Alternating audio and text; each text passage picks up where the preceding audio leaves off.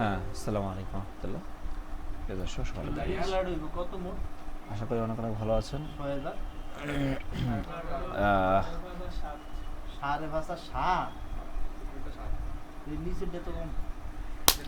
Gas নাই, tiles নাই, Thai glass নাই, না না,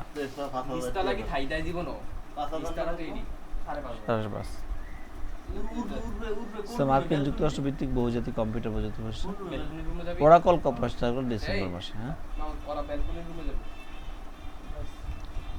কম্পিউটার দরজাটা লাগা, দরজা লাগা, দরজা লাগা, সাউন্ড আসে।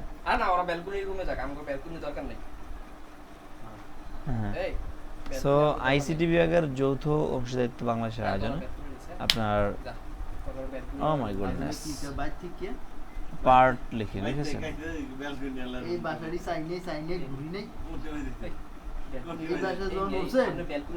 দেখেন, আইসিটি বিভাগের সঙ্গে যৌথ অংশীদারিত্ব যে বিষয়টি আছে,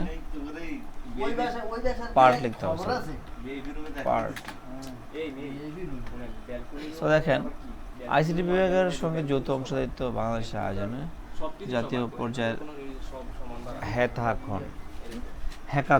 হ্যাকাথন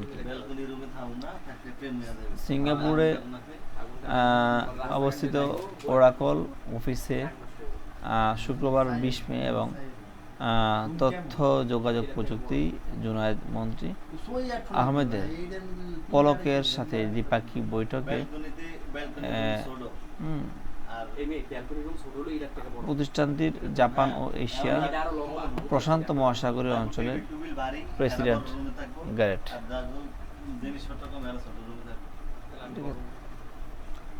সো আইসিটি বিভাগ থেকে পাঠানো পেজ বক্তৃতা আপনারা জানানো হয় যে প্রতিষ্ঠানটি ইতিমধ্যে বাংলাদেশের ই গভর্নমেন্ট অ্যাপ্লিকেশন, তারপর হচ্ছে আপনার এর মধ্যে 4 টায়ার ডেটা সেন্টার বিনিয়োগ করছে।